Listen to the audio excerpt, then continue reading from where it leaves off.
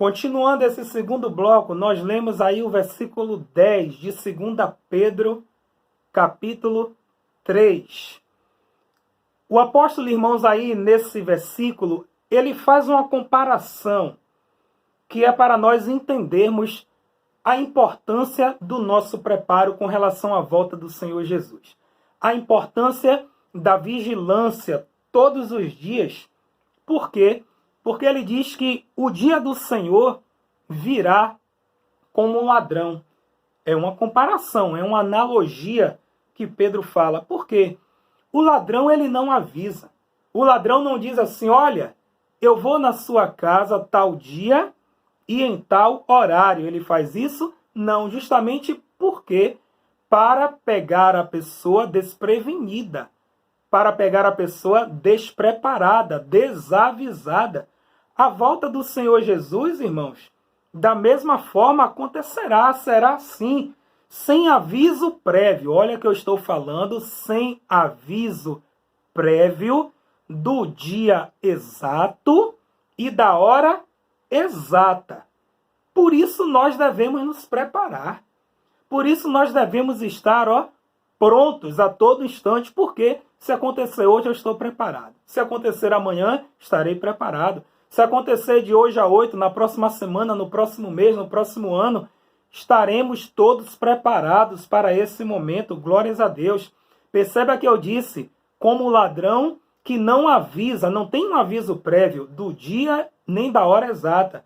Mas, com relação à volta de Jesus, os sinais estão aí. Todos nós estamos vendo, todos nós estamos percebendo. Que, por sinal, quando lemos lá o capítulo 24 de Mateus, o escritor se refere a estes sinais como o princípio de dores, ou o princípio das dores. E eu, em uma dessas pregações também, fiz uma outra observação muito importante. Porque quando a gente vê esses sinais nos dias de hoje, muita gente diz assim, olha, o princípio de dores, isso é princípio de dores, está começando. Não, irmãos, definição errada. O princípio de dores já começou e já há bastante tempo. Nós já estamos vivendo o princípio de dores há muito tempo, irmãos. Por isso, mais uma vez, nós insistimos e batemos na tecla. Estamos na iminência da volta do Senhor Jesus, que pode acontecer a qualquer momento. O que é que a Bíblia fala lá em Mateus, no princípio de dores? O que é que vai acontecer? Guerras e rumores de guerra. Eu falei, a Primeira Guerra Mundial, irmãos, foi em 1914. Nós estamos em 2020, portanto, já são mais de 100 anos. Como é que o princípio de dores começou agora, irmãos? Há mais de um século. Você sabe há quantos anos morre gente de fome no nosso planeta? Há muitos anos, há mais de um século também, irmãos. Então, o princípio de dores, ele já começou. Nação contra nação, guerras, terremotos. Eu trouxe algumas anotações aqui, Existem registros de terremotos no nosso planeta, irmãos, desde 1556, que foi registrado um terremoto na China. 1556 para cá, irmãos, já são 464 anos. Como é que o princípio de dores começou agora? Nós temos registros mais recentes. Em 1755, um grande terremoto atingiu a cidade de Lisboa, em Portugal. De lá para cá já são 265 anos. Tem outros mais recentes. No Chile, no ano de 1960, aí já estamos falando do século passado. Em 85, lá no México, os mais antigos aí que gostam de futebol vão até se lembrar que a Copa do Mundo de 86 no México correu o risco de ser suspensa até pelo fato de ter acontecido esse terremoto em 1985. 1994, tivemos um famoso terremoto também nos Estados Unidos, lá em Los Angeles. Então, irmãos, todas essas informações que dizem respeito ao princípio de dores que está lá relatado, não é, no livro de Mateus, não é coisa nova não, irmãos. São coisas que já acontecem há séculos. Como é que eu posso afirmar que o princípio de dores começou agora? Então, não pense desta forma. A iminência da volta de Jesus está aí. Fome, terremotos, nação contra nação, reino contra reinos. Então, precisamos abrir os nossos olhos para essa grande verdade e estar atento aos acontecimentos. É inadmissível eu ver tudo isso, concordar, porque, como eu falei, é unânime, todos concordam. É fim de mundo, é o Senhor avisando, Jesus está às portas. Mas o que é que acontece se eu não tomo atitude nenhuma? Sou crente, já passei pela igreja e continuo na mesma. Quero continuar na mesma vida que estou vivendo. Eu concordo, Jesus vai voltar, está muito próximo, pode acontecer a qualquer momento. Mas eu ainda não fiz nenhuma aliança com Deus, continuo da mesma forma, do mesmo jeito. Então, irmãos, não basta apenas acreditar que o fim do mundo está próximo e que Jesus pode voltar a qualquer momento. Isso tem que gerar em nós, tem que surtir em nós algo que faça essa mudança de atitude, confessar os pecados, se arrepender e dizer: olha, Senhor, eu aceito teu filho Jesus como o único salvador da minha vida. Tem que gerar, meus irmãos, essa atitude, essa mudança. Aqueles que estão desviados, principalmente, eu digo a você nessa noite, é tempo de se voltar para o Senhor. Faça isso enquanto é tempo, em nome de Jesus. E agora, já aí destrinchados, explicados, os versículos 9 e 10, quando nós falamos que a promessa do Senhor não retarda nem demora, porque ele é longânimo, ele está aí só dando um tempo. Talvez no seu tempo, no nosso tempo, ele está atrasado, mas como o tempo pertence a ele e todas as demais coisas também, ele está no tempo certo, no momento dele. Ele vai voltar, ele é longânimo. Nós lemos lá, ele está te esperando. Eu não sei o que é que você está aí ainda de braços cruzados esperando. Se volta para o Senhor. E no 10 nós vimos que o dia do Senhor virá como ladrão, sem um prévio aviso do dia e da hora certa, mas os sinais estão aí a todos os momentos nos avisando. Nós vamos agora voltar para o versículo 8. Lembram que eu disse a você, deixa lá guardadinho, que agora nós vamos destrinchar um pouquinho esse versículo 8 aí, em nome de Jesus. Chegou o momento. Peça a revelação do Senhor agora para a sua mente, para o seu coração, para entender, compreender o que o Espírito Santo de Deus ele quer te dizer através desta palavra. E eu quero alertar dizendo o seguinte, olha, o que nós vamos fazer aqui, irmãos, é apenas algo para fazer com que você pense, fazer com que você reflita. O que eu vou trazer agora com relação ao versículo 8 de 2 Pedro 3, não é uma afirmação, como eu costumo dizer. Eu não estou pegando o martelo e batendo, dizendo, olha, é isso. Mas eu quero trazer uma reflexão com relação a esta palavra, para que no mínimo, você possa refletir, pensar, analisar, ligar os pontos e acordar enquanto é tempo, em nome de Jesus. Até porque, irmãos, quando se fala sobre alguns assuntos na palavra de Deus e a volta de Jesus é um deles, os irmãos se lembram, você que lê a palavra, vai se lembrar que o apóstolo Paulo, ele fala lá sempre nesse termo, mistério. Irmãos, se lembram? Sempre ele fala sobre isso, não é mistério de Deus. Quando vem essa palavra, nós entendemos o quê? A grande dificuldade de entendimento, de compreensão. E aí mesmo em 2 Pedro, capítulo 3, volta a dizer, capítulo que fala sobre a vinda do Senhor Jesus, Pedro também fala algo interessante. Nos versículos 15 e 16, dada a dificuldade do entendimento. Ele diz assim, versículo 15. E tende por salvação a longanimidade de nosso Senhor, como igualmente o nosso amado irmão Paulo, olha como Pedro faz referência a Paulo, Paulo vos escreveu segundo a sabedoria que lhe foi dada.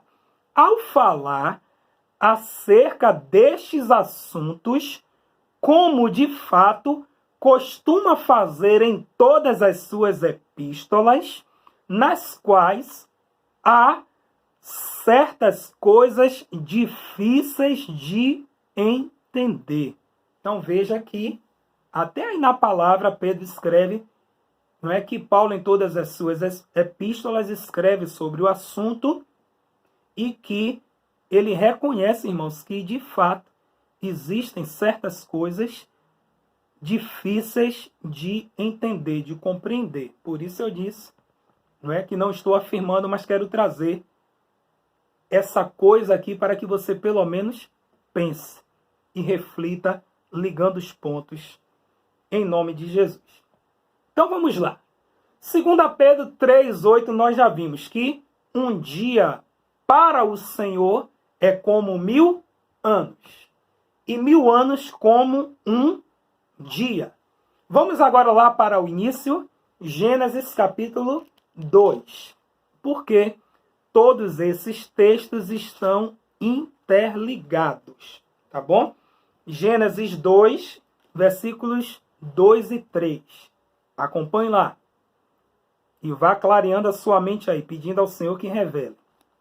Diz assim: e havendo Deus terminado no 7º dia a sua obra que fizera, descansou nesse dia de toda a sua obra que tinha feito. Versículo 3. E abençoou Deus o dia 7º e o santificou. Presta atenção, viu? Porque nele descansou de toda a obra que, como Criador, fizera. Vamos ler outro texto? Êxodo 20, versículo 11. Avança um pouquinho aí. Êxodo, capítulo 20, versículo 11. Diz assim a palavra do Senhor: porque em 6 dias fez o Senhor os céus e a terra, o mar e tudo o que neles há. E ao 7º dia descansou.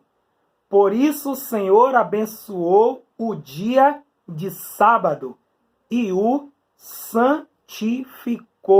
Louvado seja o nome do Senhor. Então, nos 2 textos que nós lemos de Gênesis e de Êxodo, diz que Deus fez tudo em 6 dias. No 7º dia, ele descansou e o santificou. Vamos agora para Hebreus. Vamos lá? Hebreus, capítulo 4. Eu quero ler o versículo 4. Vamos lá. Hebreus 4, versículo 4. Diz assim, ó. Acharam aí? Porque em certo lugar assim disse, no tocante ao 7º dia. E descansou Deus no 7º dia de todas as obras que fizera. Louvado seja o nome do Senhor. Hebreus 4:4 afirma mais uma vez que o 7º dia foi o dia e é o dia de descanso do nosso Senhor. Ele fez tudo em 6 e no 7º ele descansou. Para quem ainda não leu o capítulo 4 do livro de Hebreus, leia, viu, irmãos? Porque é um capítulo também muito interessante, porque fala justamente sobre a entrada no descanso de Deus. Fala aí o capítulo 4 do livro de Hebreus. Então, o que foi que nós já vimos? Nós já vimos que um dia para o Senhor é como 1000 anos e 1000 anos como um dia. Já vimos que o Senhor ele fez tudo em 6 dias. No 7º ele descansou e ele santificou. Aí quando a gente agora foi para Hebreus, capítulo 4, que é o capítulo da entrada no descanso de Deus, nós vimos também a afirmação que descansou Deus no 7º dia de todas as obras que ele fez. Louvado seja o nome do Senhor. Vamos ler agora os versículos 5 e 6, ainda de Hebreus, capítulo 4. O que é que diz? e novamente no mesmo lugar, não entrarão no meu descanso. Visto, portanto, que resta entrarem alguns nele, e que por causa da desobediência não entrarão aqueles aos quais anteriormente foram anunciadas as boas obras. Então, os versículos 5 e 6 de Hebreus, capítulo 4, o versículo 5 afirma que alguns não entrarão no descanso do Senhor. Ora, irmãos, nós podemos deduzir, se alguns não entrarão, é porque outros entrarão. Isso é lógico, é muito óbvio. E aí no versículo 6 diz que, portanto, que resta entrarem alguns nele. Olha como tem ligação com o texto lá de 2 Pedro, capítulo 3, que nós lemos. O Senhor não retarda, não demora. Ele é longânimo, ele está apenas o quê? Aguardando alguns ainda, para que esses alguns não morram, não pereçam. E aí, quando a gente lê Hebreus 4:6, diz, visto, portanto, que resta entrarem alguns nele. Nele quem? É o que nele? No descanso do Senhor. Mas por causa da desobediência, completa aí o versículo 6, não entrarão. Então nós deduzimos o quê? Alguns não entrarão por causa da desobediência, porém outros entrarão no descanso do nosso Deus. Aí o versículo 9, ainda em Hebreus, estamos em Hebreus 4, ele continua dizendo, portanto, resta um repouso para o povo de Deus. Que repouso é esse, irmãos? É justamente o dia do descanso. E qual é esse dia de descanso, irmãos? Que nós já vimos aí a Bíblia afirmar. É o 7º dia que o Senhor descansou e também o santificou. Versículo 10 de Hebreus 4. Olha que palavra interessante. Porque aquele que entrou no descanso de Deus, também ele mesmo descansou de suas obras, como Deus das suas. Então, o versículo 10, irmãos, tem algo muito interessante aí. A Bíblia afirma que aquele que entra no descanso do Senhor também vai descansar, assim como Deus descansou. Qual foi esse dia de descanso, irmãos? O 7º dia. Já estamos cansados de ver essa afirmação na palavra. Então, nós também, por intuição, deduzimos do versículo 10 que aqueles que entrarão no descanso do nosso Deus também descansarão, como o Senhor descansou. E que dia será esse? O 7º dia, porque esse foi o dia de descanso do Senhor. E nós entraremos como? Versículo 11. Esforcemo-nos, pois, por entrar naquele descanso, a fim de que ninguém caia, segundo o mesmo exemplo de desobediência. Como é que nós vamos entrar, irmãos, nesse descanso? Nos esforçando, negando a carne, renunciando, vencendo a desobediência na autoridade do nome do Senhor Jesus. Vamos ligar os pontos agora, diante de todos esses textos que nós lemos. Vamos lá? 2 Pedro 3,8, o de Gênesis 2, versículos 2 e 3, o de Êxodo 20, versículo 11, e esse de Hebreus, capítulo 4, todos esses versículos que nós lemos aí. Vamos fazer umas continhas aqui agora, para que você vá aí acompanhando o raciocínio. Volto a dizer, não quero afirmar, não estou aqui para afirmar, mas trazer este pensamento para que você, no mínimo, reflita, e faça sua análise em nome de Jesus. De Adão até agora, ou melhor, de Adão até Jesus, nós temos 4.000 anos. Se você for contar lá, vai dar aproximadamente isso. Os cálculos não são com muita precisão, irmãos, até porque o ano judeu ele era um ano de 360 dias. Eram 12 meses de 30 dias, diferente do nosso, que são 365 dias. Então, até por isso as contas podem dar um errozinho para mais ou para menos, que é totalmente admissível.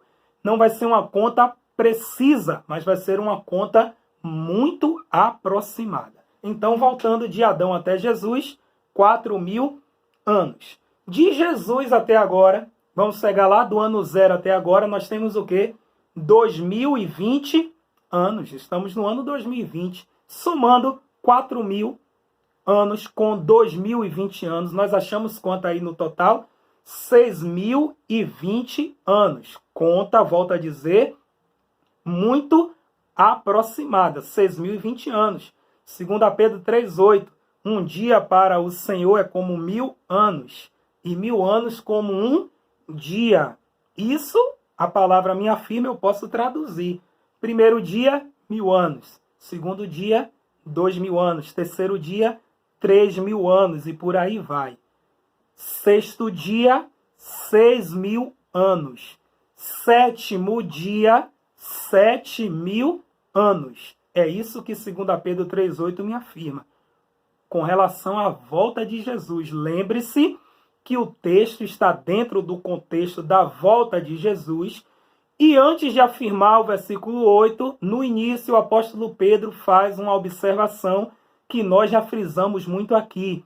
Irmãos, existe, porém, uma coisa, amados, que vocês não podem esquecer. Então, sétimo dia, 7.000 anos. Não esqueça isso. O grande mistério, irmãos, é esse. Que nós já entramos no sétimo dia, ou no sétimo milênio. Porque estamos aí na soma dos anos, no ano de 6.020. Isso quer nos dizer que nós já entramos no sétimo milênio. Não é verdade? Vou dar um exemplo. Quando uma pessoa faz 39 anos, ela fez 39 hoje.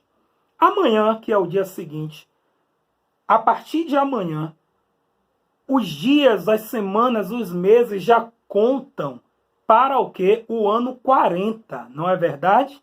Por quê? Porque o ano 39 já fechou. Ela fez hoje 39 anos, já está fechado. A partir de amanhã, conta-se para completar os 40. Não é verdade? Vamos voltar para o sétimo dia, sétimo milênio. No ano 6.000, fechou-se o sexto milênio. A partir daí, se iniciou o sétimo milênio. Isso quer dizer, volto a dizer, naquela conta aproximada, que nós estamos no ano 20 do sétimo milênio. Sem dúvida, já entramos, irmãos, no sétimo milênio. E 2 Pedro 3,8 afirma, um dia é como 1.000 anos e 1.000 anos como um dia. Isso quer nos dizer que nós estamos no dia do descanso do Senhor.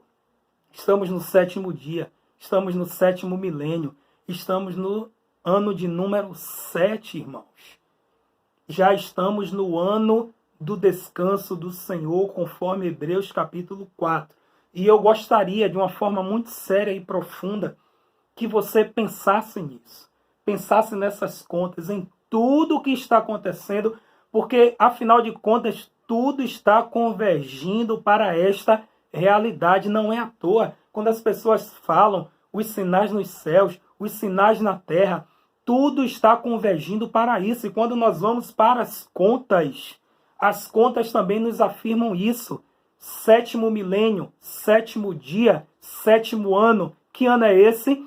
É o ano do descanso do nosso Deus. Por isso eu disse, os sinais estão aí. O princípio de dores já começou faz muito tempo. E no final, o amor de muitos esfriará. Nós já também estamos vendo isso. Para mim, como eu já falei em outras oportunidades, a única coisa que falta é que esse evangelho seja pregado para toda criatura. Então, mais uma vez, você não está desavisado, você não está desinformado, você não está enganado, você não está inconsciente. Pense nisso. Você está esperando o quê para voltar para Jesus? Você está esperando o quê para entregar a sua vida a Jesus? Eu quero orar por você nesta hora, porque, sinceramente, não sei o que falta. Mas que o Espírito Santo possa tocar o seu coração, tocar a tua vida, e que, no mínimo, como eu falei no decorrer dessa palavra, que você possa pensar em tudo aquilo que você ouviu durante essa ministração em nome de Jesus. Senhor Deus e Pai, honra, glórias e louvores tributamos a Ti. Eu quero Te agradecer por esta palavra, pela vida da Tua igreja, por esse texto de 2 Pedro, capítulo 3, versículo 8, e todos os outros que nós linkamos, que estão interligados com esse texto de Gênesis, o de Êxodo, o de Hebreus, capítulo 4, porque, Pai, é desejo nosso entrarmos com o Senhor no seu dia, Pai, de descanso. O tempo está próximo, é tempo de arrependimento, de se voltar para o Senhor. O dia se aproxima, a tua promessa não tarda, não retarda, não demora, mas o Senhor é longânimo, misericordioso, como nós lemos, e ainda aguarda por aqueles que restam. Que nós, Pai, que o meu irmão, que a minha irmã, aqueles que estão desviados possam se apressar em tomar essa atitude. Aqueles que ainda não fizeram aliança com o Senhor, que possam, Pai, ser alcançados com esta palavra e que o Senhor também os alcance com a tua infinita misericórdia. Obrigado, Deus, por esse avivamento, por este alerta, por esse despertamento e que as pessoas possam acordar, serem despertados para essa realidade. Como o apóstolo Pedro nos escreveu, dizendo, olha, isso nós não podemos esquecer, vocês não podem esquecer. Um dia é como 1000 anos e 1000 anos como um dia para o Senhor. E pelas contas, já entramos, Pai, no 7º dia, no 7º milênio. Que possamos, Pai, estar vigilantes, preparados, porque estamos vivendo a iminência da volta do Teu Filho Jesus, que pode acontecer a qualquer momento. Nos dá uma semana de paz na Tua presença. Nos dá, Pai, uma semana de intimidade contigo, de oração, de leitura da Tua palavra, de jejum, que possamos, Pai, estar mais próximos do Senhor, nos voltar para o Senhor. Abençoa este que está me ouvindo, esta que está me ouvindo. Abençoa esta casa, mais uma vez, que a Tua bênção alcance a cada mãe deste planeta. Abençoa esta família, Pai, esta casa que está nos ouvindo nesta hora. Nos dá uma semana de paz, de vitória, de conquista, de cura, de libertação. É o que nós te pedimos e te agradecemos em nome de Jesus e para a glória de Jesus. Amém, amém, amém. Espero que você reflita em tudo que você ouviu. Deus te abençoe. Fica com Ele porque Ele é maravilhoso. Até a próxima. Um beijo e um abraço para você, mamãe. Receba essa rosa, mesmo que de forma virtual. Nós te amamos em nome de Jesus. Um forte abraço.